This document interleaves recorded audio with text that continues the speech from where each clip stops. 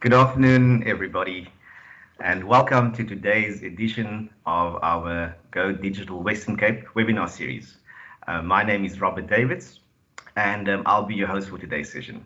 To all the members in our audience, firstly to our regulars, welcome back. It's good to see all of you again. And then to our first timers who are joining us for the first time on this webinar series today, very big and hearty welcome to you also. I thank you all for your time and for your interest and for joining us on today's session. We're going to have a really exciting session with a great speaker and great topic that we have lined up for you today. So just as a matter of introduction, especially to those who are joining us for the first time, the Go Digital Western Cape webinar series is presented to you by the Digital Economy Unit in the Department of Economic Development and Tourism here at the Western Cape Government. And this is an initiative which we launched probably about 5 months now ago. And we have launched this webinar series as part of an overall Go Digital Western Cape campaign, which also includes other projects, including media copy, other interventions directly with businesses, and a variety of other things. But today's focus is on the webinar, and we're here to share some really valuable and some really relevant information to you as the members of our SME ecosystem in the Western Cape. And as I said earlier, we're really excited to be here and to share this time with you. So I'm also, before I continue, I think you can all see my screen. Just as a matter of courtesy, and because of the format in which we deliver this webinar, we just ask everybody in the audience to please keep your mics off throughout the webinar and also to turn off your video feeds. And that's purely to see that we don't have any unintended interruptions when our speaker presents today. So thank you for your cooperation with that. Yeah, as I said, the webinars have been going on for a while. I think today is our 18th webinar, and we are really excited about that because it's been going since the 30th of April. And as you can see from the invitation, which is why you're all here, our topic for today is reimagining the possible, building business resilience, and effective digital media strategies. So this topic is a very relevant one and a very important one, particularly during the COVID-19 pandemic and the effect that it's having on our business community and SMEs in the Western Cape and across the country for that matter. And we hear very often in the media or writings about how we need to be able to be resilient, how we need to be able to adapt. And while these things are very easy to say and to understand as concepts, it sometimes is very difficult to get a grasp of what this means in practice. So resilience in itself for businesses, I think it's one taking the time out to reflect on reality, on what the realities are that we are confronted with. But it's also in a business context about building and maintaining networks, about looking to the future, about reimagining, about practical things to do, but also about keeping momentum going. Because after all, if you want to be resilient, or another way to put it, to bounce back, you do need momentum. And while that's, as I said, conceptually, it's great to understand, or easier to understand. In practice, it does take a bit of effort to figure out what that actually means in terms of what you have to do. Okay, so coming to today's topic. As I said, we are speaking about business resilience, but also about digital media strategies. So it's a kind of combination of the two, but our speaker today really encompasses both sides of what you see in that hearing. And on that note, I'll hand over to you soon, Natalia, but on that note, I do want to also extend a very warm and hearty welcome to Natalia, who's our guest speaker today. Natalia Rosa is from Big Ambitions, which is a fantastic name. I think if you do go have some time to see her website afterwards, you'll understand why I say that. It's a perfectly apt name for Natalia and her business. But Natalia, to you, thank you very much for your time. I know you have a very hectic schedule, and we appreciate your time and the fact that you could spend this hour with us today. So just in leading up to Natalia's presentation, I think, well, firstly, Natalia, as far as I know, I think in the past 6 months has probably hosted more than 200 virtual events. So today it's kind of like me being a member of the choir, hosting the choir master. So that's going to be a new approach to our webinar series. But that said, I think what Natalia will share with us today is really going to speak about the topic of resilience, but very much from her personal and her own business experience. Because while she specializes in the travel and tourism industry, the way her business has pivoted has really taken it into different directions in the past few months.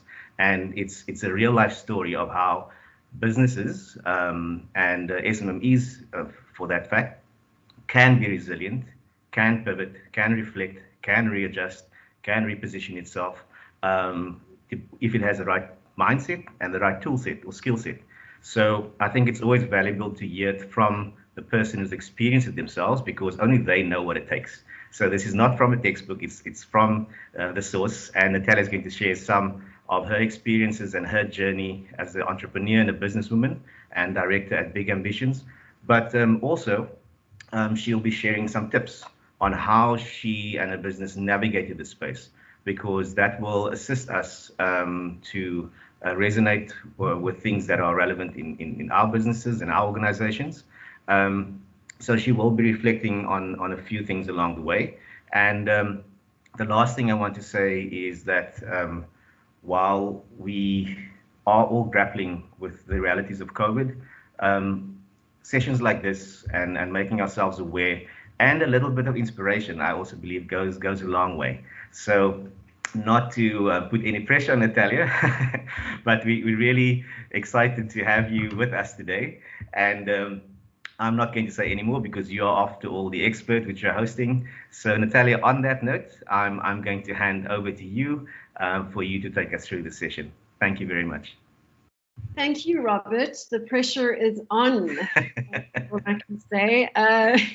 You've done an amazing job. Thank you so much. I've had to resist the urge to let people that are waiting in the lobby into the room, because as you've said, I'm the choir mistress or the choir master for all of these events, so it's kind of my natural leaning. I'm going to share my screen with you if that's okay, and I'll take you. Yes, that's fine. Thank you. Looks like, yes, there we go. Thank you. We can see it clearly now. Okay, fantastic. Thank you everyone for joining me today. It is a great privilege to be able to share my story with you. It's not even a story I thought was worth telling, to be very honest. So it is quite flattering that I've been asked to tell it. But I do love the term resilience, and in fact, I don't say the word resilience. I say grit, and I think to have survived through the COVID pandemic as a business, and as a business that serves the tourism and travel industry, which was probably the first hit even before we went into lockdown, and most certainly the hardest hit. I'm very proud of my team for having managed to navigate, and it has not been without pain, I will admit that. But to use my favorite saying, when it comes to creativity, start with your constraints. So quite often we stand in a corner, we're backed against the wall, and we don't know how to get out of situations like we find ourselves at the moment. You know, in the tourism and travel industry space, yesterday we saw STA Travel unfortunately close its doors, and we have a lot of tourism and travel businesses that have not had customers since February, since before lockdown, that are closing down. So for a company like mine that services the tourism and travel industry solely, it was quite a frightening thing to be in an environment where my customers were closing down left, right, and center, and in fact still are closing down left, right, and center. But when things are comfortable, when things are going well, there is no need for you to change anything. And so it requires a situation of great pain for you to be forced into an environment where you have to change something. So when you are in a constraint situation, that gives you an opportunity to start thinking creatively about how to get out of it. So to give you a little bit of background about where this all began, I am actually a bit of a reluctant business owner. I worked in the tourism and travel industry. I was the marketing manager for a large retail travel agency group, and I never saw myself as someone who would run a business. I was getting a paycheck on a monthly basis, a fairly good paycheck. I was working more than a 9 to 5, but it was fairly cushy. And within that environment, I failed. I very nearly got disciplined for not performing as much as I should. And I'm an A-type personality, so that was a bit of a shock for me.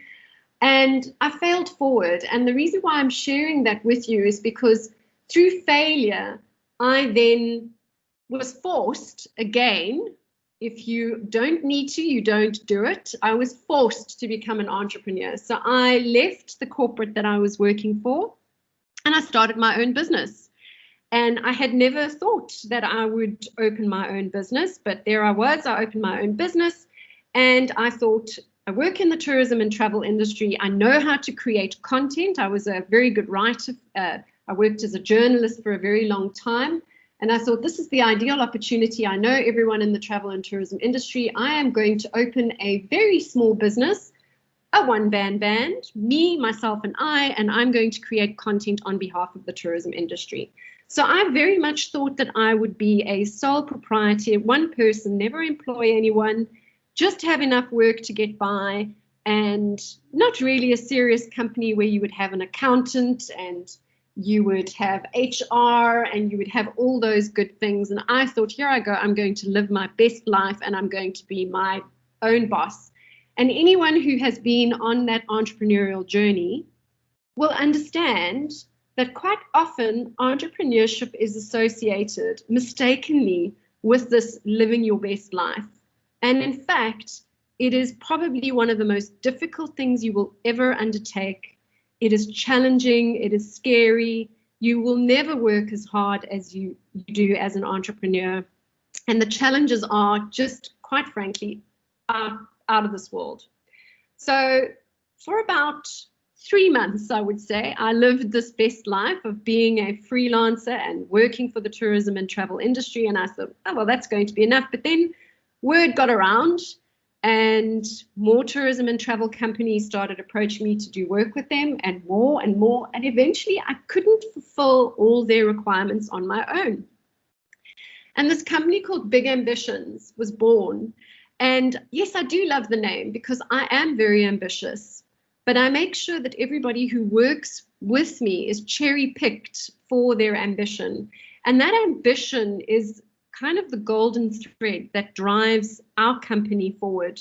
So from a sole proprietor freelance environment in 2014, which is when I set up Big Ambitions, we now have a staff complement full-time of, as you can see on your screen, quite a lot of individuals who come from the tourism and travel industry, who help travel and tourism companies connect with their customers.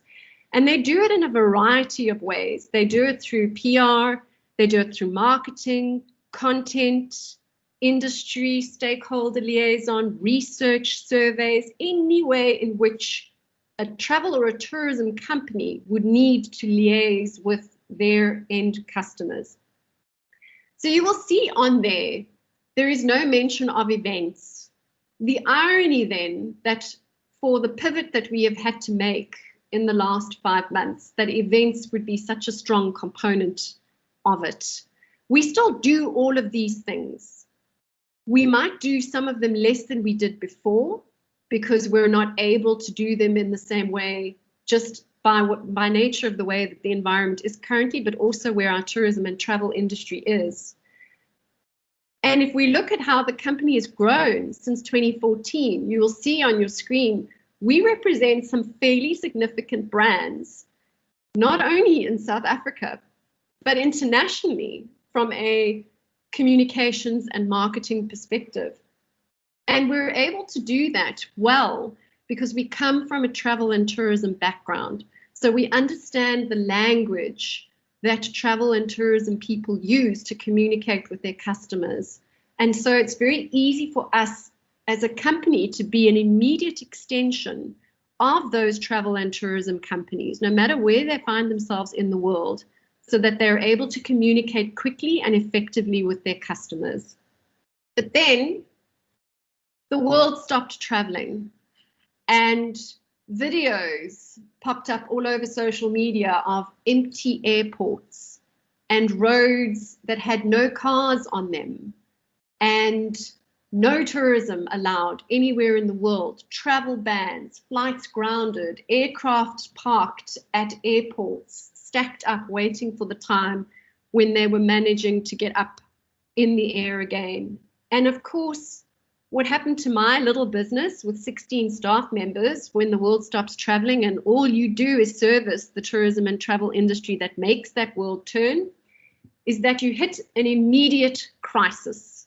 So within a week of COVID, and remember, tourism and travel was hit far before the lockdown started in South Africa, because in other parts of the world, people stopped traveling. So those inbound travelers to South Africa stopped traveling already at the end of January and February, whereas only towards the end of March did we start seeing that impact in the South African environment. So we were hit very early on.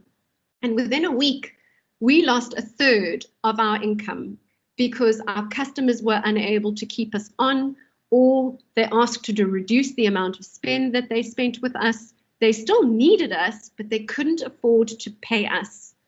And when I say they still needed us, in the immediate aftermath of the lockdown, there were all these problems that need to be resolved from a communication standpoint. If you are a guest house, what do you do with the group of German travelers that are now stranded in your guest house that can't get home? If you are a travel agency and you're forced to go into lockdown, what do you do with all those air tickets of people who are traveling in the next month, 2 months, 3 months? If you are an airline, how do you communicate with your customers to tell them that your planes have been grounded? How do you change the vouchers or change the refunds? If you are working as a tour operator and you are dealing with groups that are coming to your country in the next week, 2 weeks, 3 weeks, how do you communicate with them to explain to them that there is a lockdown and that they'll be unable to travel? What about UIF tours and how to claim for that? What about the Consumer Protection Act and how that applies to whether or not you're able to keep some of the money back or whether you have to refund everything? And so we found ourselves as communications experts within the tourism and travel industry, working 17-hour days, 7 days a week, to try and demystify some of the questions that the tourism and travel industry had around what was going on, because they are the experts and you as customers look to them for that expertise, but they need the information. And at the time, there was no information. So our team literally spent 17 hours a day, 7 days a week for a month and a half, giving the travel and tourism industry as much information as possible about what was going on so that they could accommodate the customers who were in the country as well as the customers who were coming to the country, and make sure that people were repatriated and not stranded. And of course, having lost that business, we had to work harder for a lot less money. In fact, as I said earlier, a third less money, and eventually it dropped even more. And we couldn't carry on as a business with that amount of a reduction in revenue.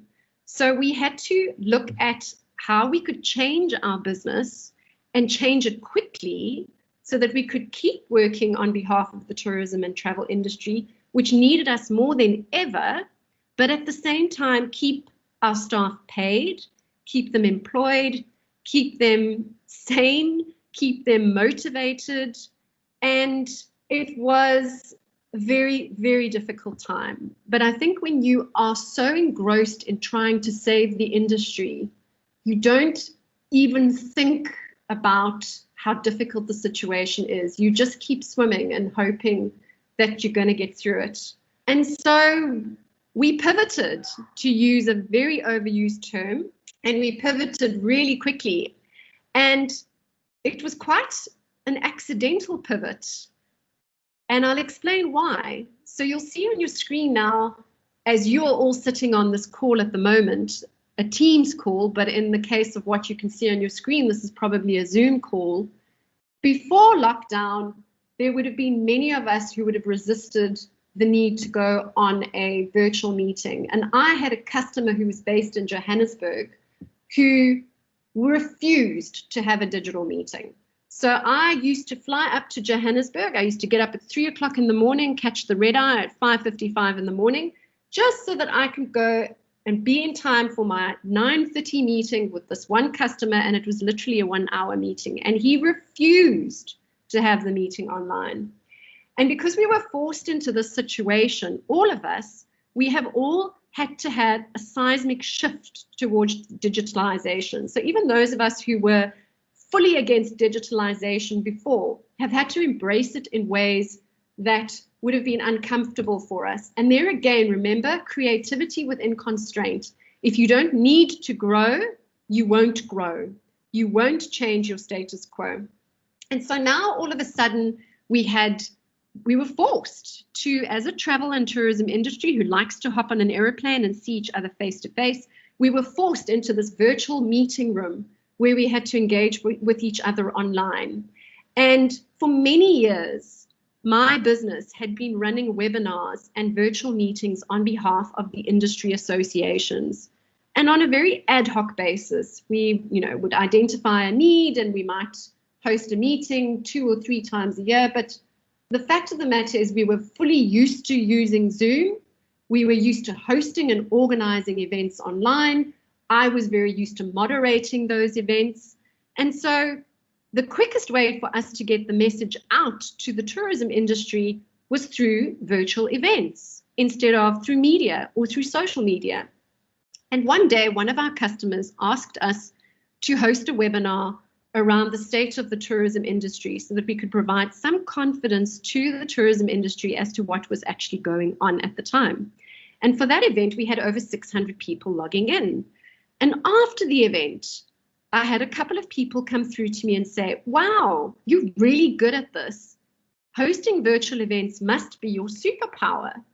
So we kind of fell into our new normal or our new business in a very unplanned, haphazard, accidental way. It was completely unexpected. I didn't sit down and put a business plan together and say, right, it's time to pivot. What do I have at my disposal? How can I change it? It literally just fell in my lap. But I had to work very hard to make sure that all of these events that we have been running are still effective and that we are still delivering that contact that we've had in those live events that we have been hosting. So if you are in a situation now where you're sitting on this call and you're thinking, well, there's absolutely no relevance to me whatsoever. I am certainly not well versed in Zoom or Teams. I'm certainly not someone who can moderate an event. And so for me to pivot in this space would be completely nonsensical. That's not what I'm saying. What I'm saying is use the lessons that I have learned in this pivot to find whatever it is that you are going to need to do to pivot your business. If you need to pivot your business, maybe unlike travel and tourism, your industry will come back a lot faster and you will recover a lot quicker. But I can say quite confidently now, after 5 months of pain, that I will come out of this crisis a lot better, and my team as well, than having gone in it, even though it has not been a pleasant experience. So if you work in marketing, you will understand this term, but you as a consumer should understand it as well.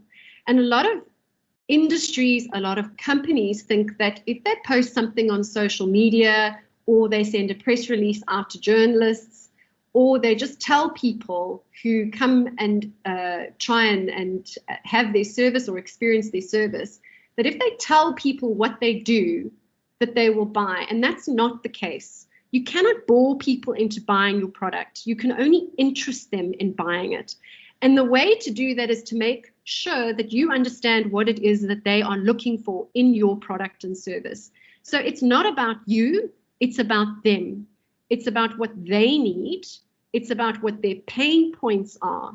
And you will find it a lot more effective, and you will have a lot more loyalty if you address a pain point that a customer has than giving them pleasure, essentially. And a lot of people don't understand that.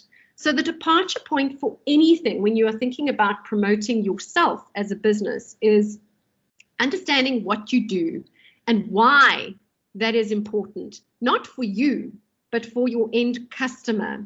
Why is what you offer, whether it is a product or a service, of interest to or solves a pain point for your customer? In my case, my what is a virtual meeting, but the why is allowing my customer or my guest in a virtual meeting to get information to do their job better. That is my why. So it's that quick it's a transcendence from what I do to why I do it and why it is important for that end customer. And then identifying who that customer is. Because if you are creating content or you are marketing in any way, you want to make sure that you're marketing it to the right person, especially in a time of COVID where we don't have a lot of money to market, and we need to be very select about who it is that we're communicating with. And if you can understand who you're speaking to, then you can start looking at where you will find them. So in my case, I am speaking to the tourism and travel industry.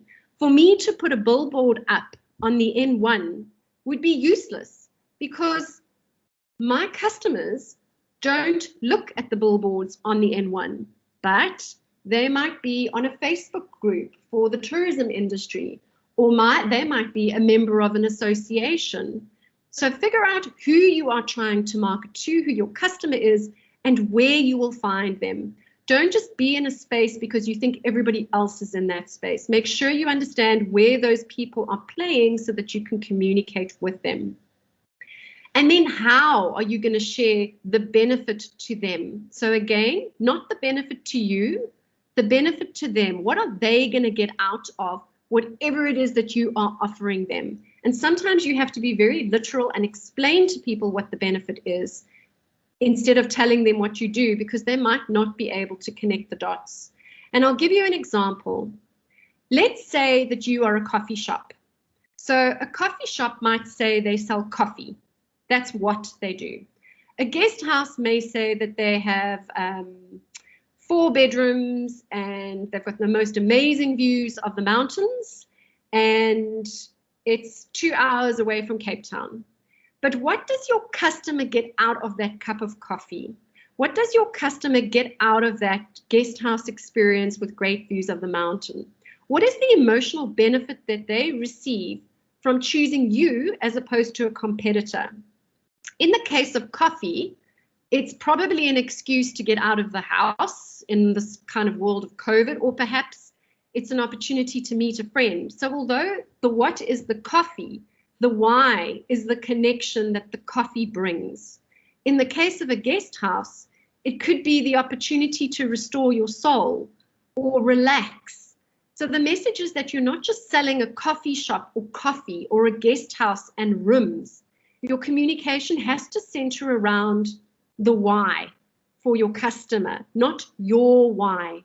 Why is it important to them? What is the emotional benefit that they're going to get out of it? In my case, from a virtual event perspective, it's to inform them so that they can become experts and so that they can communicate with their customers from the perspective of an expert as opposed to not being informed. And really understanding who your customer is the first step. Who are they? What is their demographic? Where do you find them? Those are the areas that you're going to focus on. So if you understand why it's going to benefit them and where you can tell them about what it is that can benefit them, you will have mastered marketing 101. You really have to turn that what into a why, and you really have to understand why that's going to emotionally resonate with your customer, and you really need to understand where you can put that messaging so that you really, really pull on their heartstrings. So a better understanding of how content, communication, and marketing all fit together will assist you in reaching your target audience and improving your customer conversion rate. Do not try and do marketing unless you are doing those things, because if you are wasting your time. So I do that as a business, but I also do that on behalf of tourism and travel businesses. I help them understand what their why is. I help them understand who their audience is. I help them read the mood in the room. And that has been very difficult in a COVID environment, because there's been a bit of a corona coaster and people's emotions have been all over the place. So as a brand, you need to be able to read how your audience is feeling and deliver the communication to them at their level where they are currently. Because if you don't, you might miss the target and you might do more damage to your brand. So in my little pivot, what did I learn? Because remember, I didn't set out to do virtual events. It just happened organically. I learned not to stay attached to what was or to fixate on the physical. So it's not simply about taking an event that was live, a conference, an AGM, in a physical world into an online space. There are things that you cannot do in a virtual environment that you could do in a physical environment, and vice versa. And if you stay fixated on what was, you won't be able to reimagine, re-event, innovate an event, because you will be stuck on what was. You know, we've hosted things like pub quizzes, for example. If we were fixating on the physical, can you imagine what it would take for us to transcend a live or a physical event into a virtual space? It would be impossible. We wouldn't even start. We would say, well, there's no way you can have a pub quiz.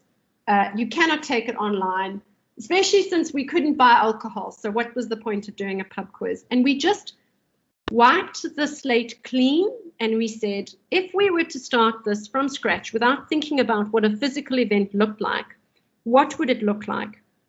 And it opened our mind to doing things that we wouldn't have done if we had fixated on what the physical event was.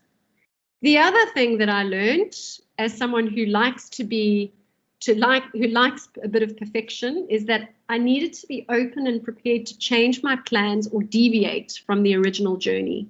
I needed to be able to think on my feet. And I had an example of that literally just before I hopped on this call. I was in an AGM, and it was a 2-hour-long event, and it overran by 40 minutes. So I had to think on my feet as to how I was going to try and get another event on the go while I was in this existing event. I had to try and think how I was going to brief my staff members, but while at the same time moderating this event that I was in. I couldn't get YouTube streaming to work, so I had to think on my feet and do Facebook Live instead. So I had to change that journey. I had to, if you can imagine me being in the tourism and travel industry, to use an analogy of being on a flight that's in midair and adjusting the flight plan because it just didn't make sense for me to fly to Joburg anymore. I now needed to fly to Umtata. It's very scary, but it has to be done, because if you don't do it and you are again fixated on your initial flight plan, it's going to flop. So you really have to learn how to be flexible. And then nothing needs to be perfect, you know. Be okay with the fact that in a virtual event, for example, someone's internet's not going to work.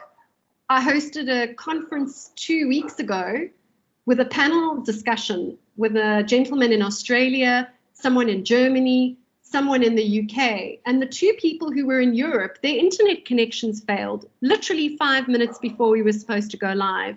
And we had 300 people waiting to hear their pearls of wisdom. So with 5 minutes to go, I found another panelist quickly to replace them.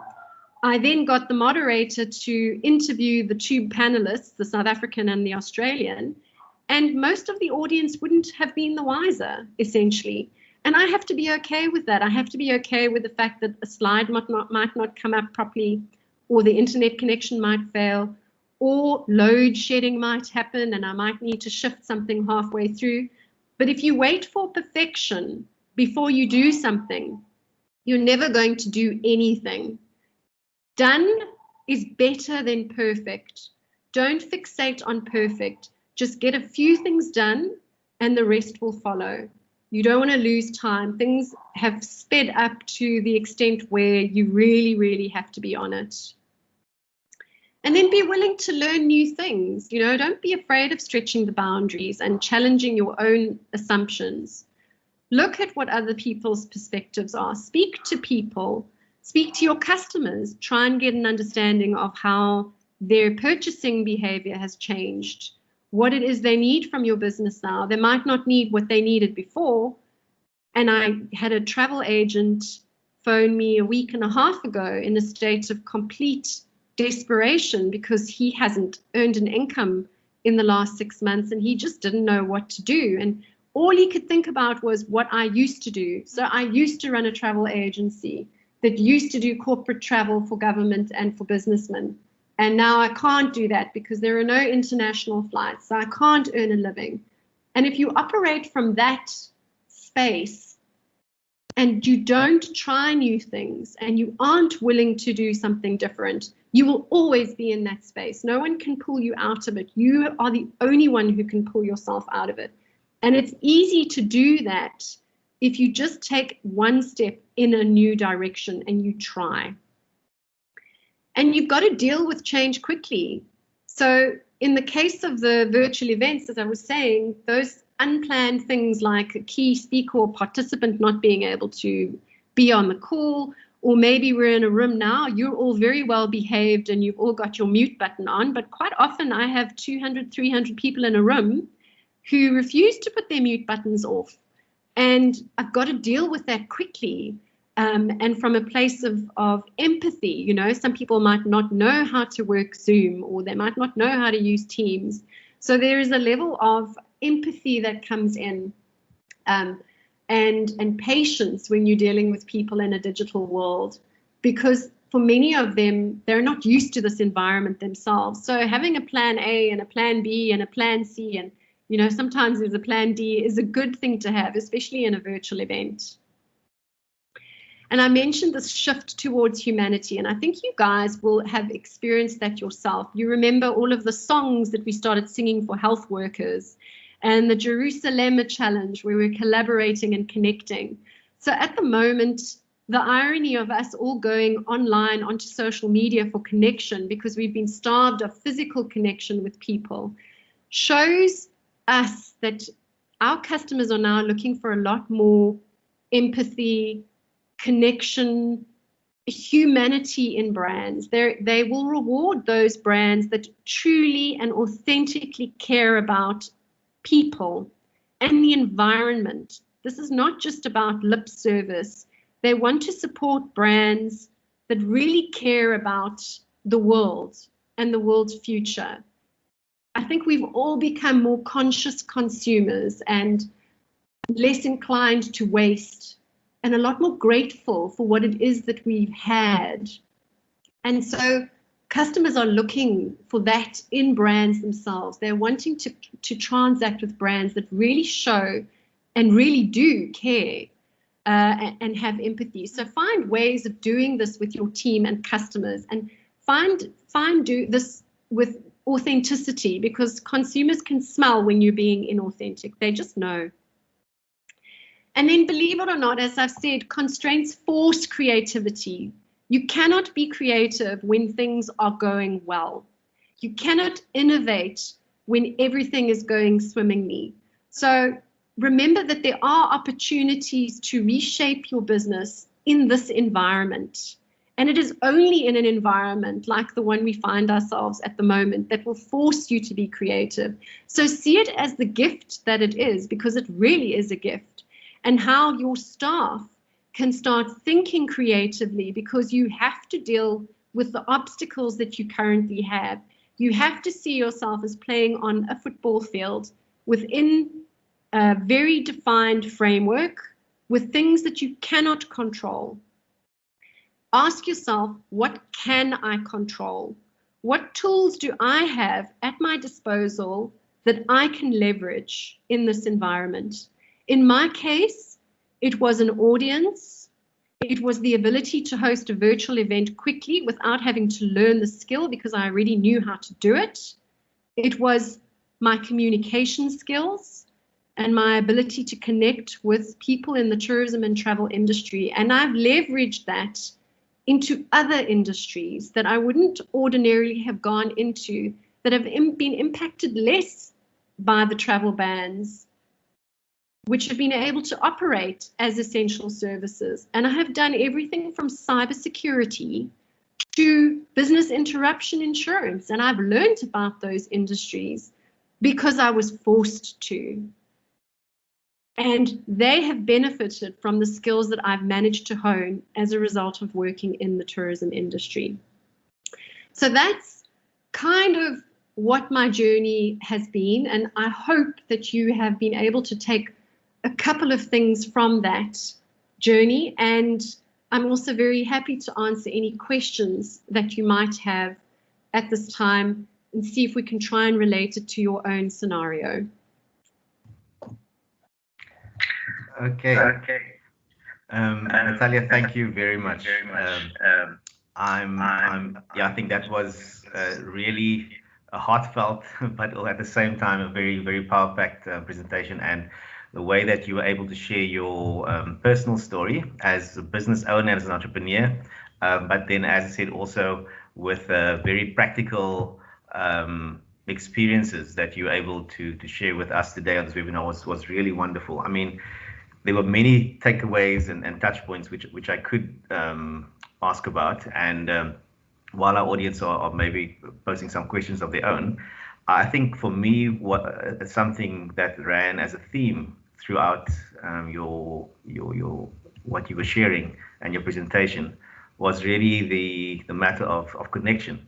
I know as a business, your brand is about content and connection and communications, but the connection part really stood out for me because throughout what you were sharing with us, you were speaking about the human factor, empathy, understanding your customers, even something which sounds harsh on the ear, but is very true, the pain points.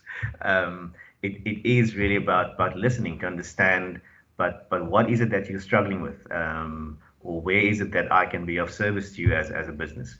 And that is a very particular and very valuable kind of approach, because very often popularly we are told to put things out on social media or push information out into the market and things will come back.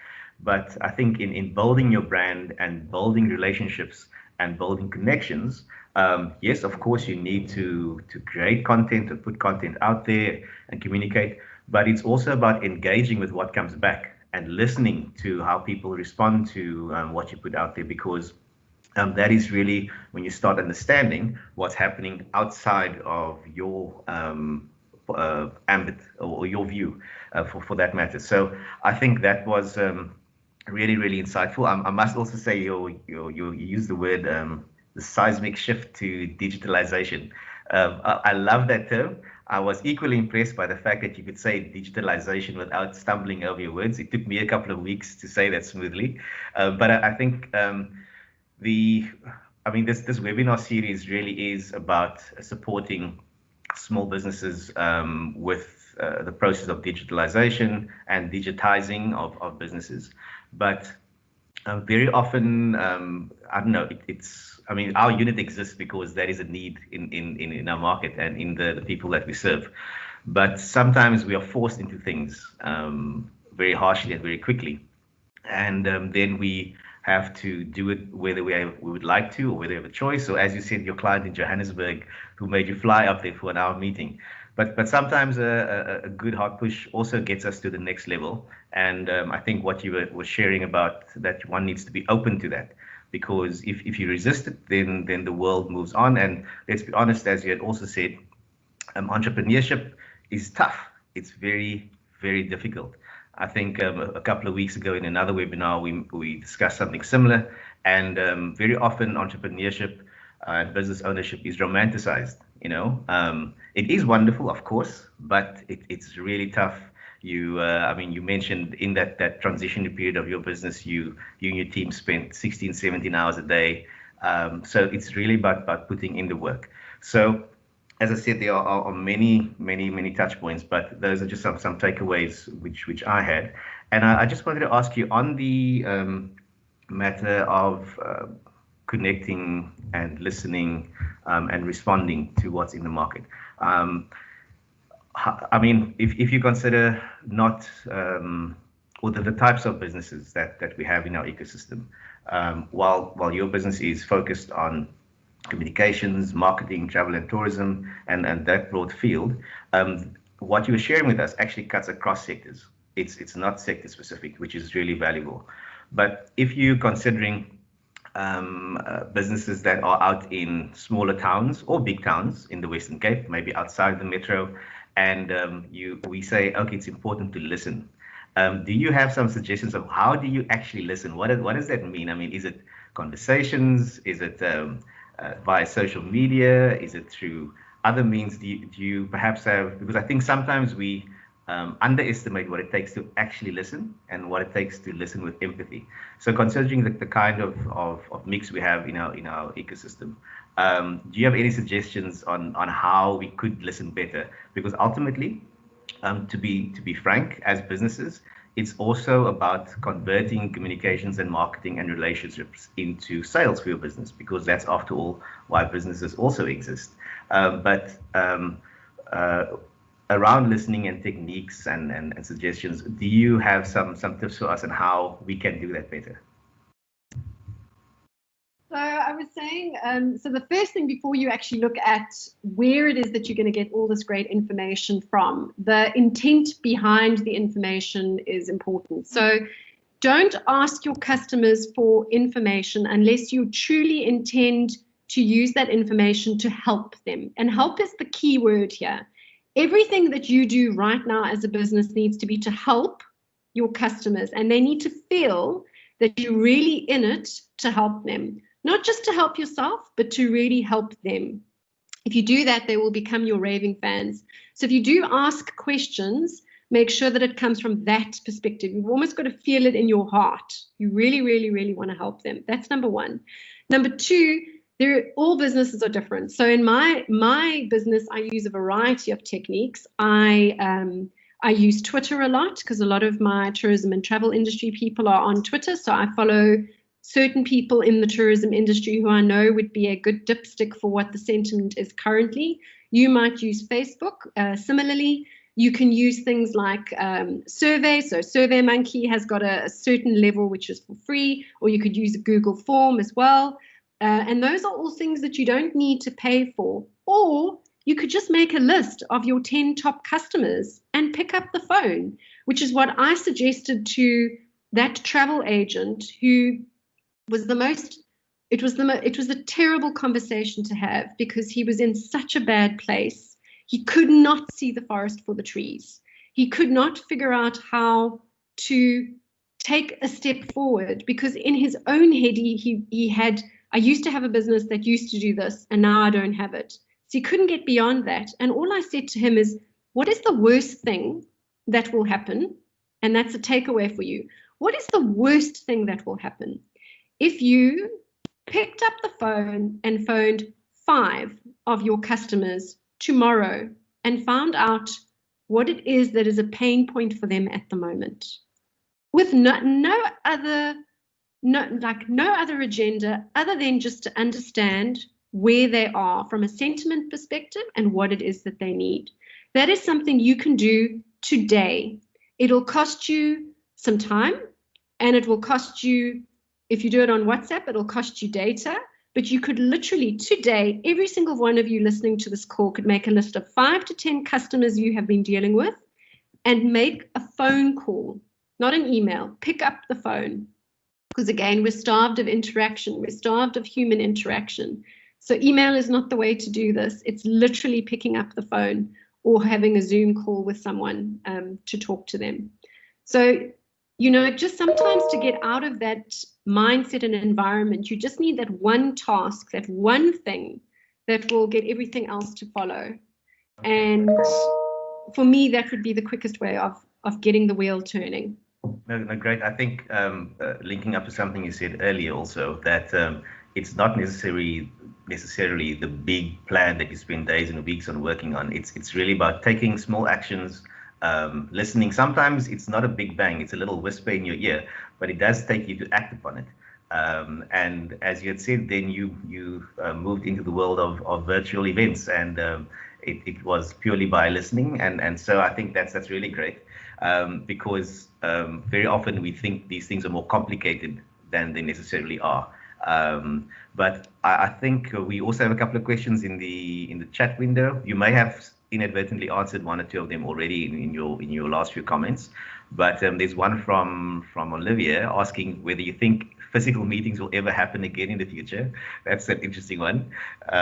We'd love to hear your opinion on that, and then if there's been any specific new tech that you brought into your business, other than what you've mentioned before. I mean, we link to that one is, do you think in terms of events and online meetings and sessions, are there other professional platforms in the industry beyond Zoom and Teams, for instance? And then also one last one, which you could probably also see in the chat window, is do you still have some clients that refuse to take online meetings? Do you have those old stalwarts that refuse to move on? Maybe we can wrap up with those few questions. Thank you. Okay, so to answer Olivia, do I think physical meetings will ever happen again in future? Yes, I do. I think that different meetings will require different tech. So you might find that a physical meeting where we had 5 people around a board table would be very easily done in a Zoom environment or Bright Talk or using one of Teams Live or whatever it is. So I think the type of meeting, we will be more discerning about the platforms that we use for each of those meetings, and we will certainly be more discerning about traveling from a corporate travel perspective for meetings. So I will never fly up to Johannesburg at 5:55 on a morning, traveling from the Swartland into Cape Town to go to one business meeting. But I might do a 3 or 4 day business trip and do a whole batch of meetings, for example. So that's going to change the nature of what we do. There are certain things that are uncomfortable in a virtual environment, like doing a conference, for example, is difficult online. I've just hosted an AGM before I hopped onto this. It's difficult online. So there will be those meetings that go back into a live space. And you might find that there are blended events. So there is an aspect of live and an aspect of digital that are connected to the two. That's quite possibly what's going to happen. In terms of new tech, so we have leveraged a lot of the tech that we were using before, a lot more than we used to. We use mainly Zoom and Teams to do our meetings and virtual events. We have tried other webinar and meetings platforms. I have not found any other than Microsoft Teams and Zoom that I like, because from a moderator perspective, you need some power, and Robert knows this. So he needs to be able to have the power to mute people who haven't unmute, at least to mute people who are unmuted, who shouldn't be talking. He needs to have the power to moderate questions, and many of those platforms don't allow you to do that successfully. So we've tried Bright Talk, we've tried On24, we've tried a whole bunch, but Zoom and definitely Microsoft Teams are the two that we keep going with. And then we use other technology platforms that are free, like Airtable, for example, to help us manage schedules or content calendars. So Airtable is a really good free resource for you to use. And if you are an SMME and you want to use a great project management tool just to keep track of your tasks, I would recommend Asana. I don't use it anymore. We have a more robust one, but if you're a startup, Asana is absolutely great. It allows you up to 15 people, I think, who can work with you and your team for free, which is great. And then the laggards who used to take online meetings. No, we have no laggards. No more. That's a great note to end on, Natalia. I think the fact that we can even get the laggards on board, I think that says it all. There's hope for digital after all. So we have run out of time. So I'm going to just round up. Natalia, before I do the closing, is there any last comment you'd like to leave with the audience, or can I wrap up? I'll just give you one chance. Last comment, last statement. I'll use what Tim has just said. You're on mute. Tim, at least 10 times. At least. Okay. Thank you, Natalia. Rosa, thank you very, very much for a fantastic webinar. I think you shared some really valuable information and really relevant information, and also, as I said, in a very honest and sincere manner, with some really practical suggestions and for our audience to use. And yeah, I've also learned a lot out of this. And as I said, there's many things that one can take away, but for me, one of the biggest takeaways is the human element, and that even in a digitized society or business world, having connection is still very important. Because at the end of the day, you may not see someone in person, but there is still a human being on the other side of the video, the other side of the phone. So thank you very much, Natalia, for your time and for sharing your world of knowledge with us. As you said, from the choir member to the choir master or choir mistress, as you said. We really appreciate it, and it's great that you were able to spend this time with us. Then to the rest of our audience, I'm not going to do a long closing, but I just want to say that our program for September on the Go Digital Western Cape webinar series will be announced soon. So we're working on that. And then instead of taking you through a lot of slides now, at the end of this webinar, if any of you are interested, I'll be having a little bit of a rolling display to take you through some of our previous webinars. You can go visit our website. You'll see the address at the top of the screen I'm sharing, where we have recordings of all our previous webinars. So for those of you who are interested, please just hang on for a minute or two after we end this, and then you can view some additional information there. But on that note, I just want to say from the Digital Economy Unit to our host, Natalia, thank you very, very much. And once again, it's been great having you with us. Then also to our audience, thank you for joining us for the first time. It's great that you could join us. We hope you're going to be back again in the coming weeks. And then also to our regulars, it's been great to see you again. So from us at the Digital Economy Unit and the department, we wish you well. We hope that you stay safe and that you stay warm, and that we will see you next time around. Okay, bye-bye, everybody. Thank you. Bye.